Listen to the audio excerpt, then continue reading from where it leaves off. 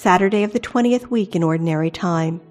A reading from the book of the prophet Ezekiel. The angel led me to the gate which faces the east, and there I saw the glory of the God of Israel coming from the east.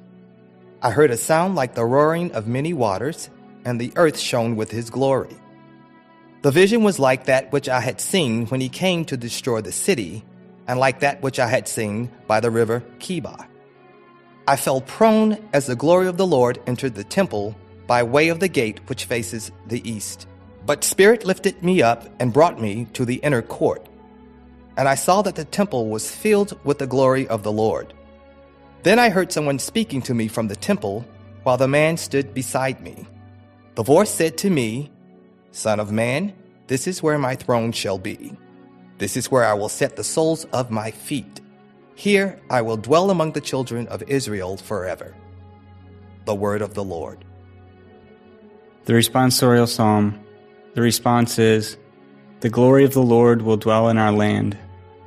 I will hear what God proclaims, the Lord, for he proclaims peace.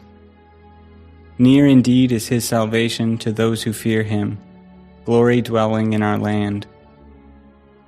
The glory of the Lord will dwell in our land. Kindness and truth shall meet, justice and peace shall kiss.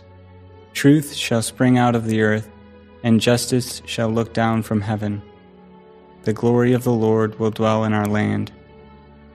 The Lord himself will give his benefits. Our land shall yield its increase. Justice shall walk before him, and salvation along the way of his steps. The glory of the Lord will dwell in our land. A reading from the Holy Gospel according to Matthew. Jesus spoke to the crowds and to his disciples, saying, "The scribes and the Pharisees have taken their seat on the chair of Moses. Therefore, do and observe all things whatsoever they tell you, but do not follow their example. For they preach, but they do not practice. They tie up heavy burdens hard to carry and lay them on people's shoulders, but they will not lift a finger to move them. All their works are performed to be seen. They widen their phylacteries and lengthen their tassels. They love places of honor at banquets, seats of honor in synagogues, greetings in marketplaces, and the salutation, 'Rabbi.' As for you, do not be called Rabbi. You have but one teacher, and you are all brothers. Call no one on earth your father. You have but one Father in heaven. Do not be called Master. You have but one Master, the Christ. The greatest among you must be your servant. Whoever exalts himself will be humbled, but whoever humbles himself will be exalted." The Gospel of the Lord. The first reading comes from Ezekiel 43, 1-7a-b. In this passage we hear about Ezekiel having a vision that the glory of God, which had exited the temple because of the destruction of the temple, because of the sinfulness of the people, is re-entering the temple, a temple which is restored. Now Ezekiel is having this vision in Babylon, and in fact the temple is totally destroyed. But like the taunt song that Ezekiel sang against the prince of Tyre, simply by proclaiming it, he's somehow making it real. In this case, a blessing, the restoration of the temple. And that temple will be a holy place where God will dwell among his people. They'll no longer be exiled from the love of God. It's not that God ever turned his back on the people, but they felt a distance because of their own sinfulness. The Gospel is from the Gospel of Matthew 23, 1-12. Jesus speaks about the fact that the scribes and Pharisees have taken the seat of the chair of Moses.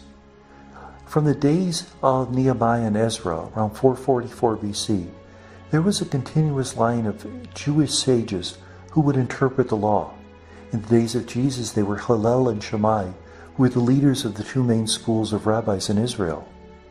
Well, Jesus affirms that the Pharisees, those dedicated laymen who studied the law day and night, that they had the authority of Moses, but he says they're using that authority for all the wrong reasons.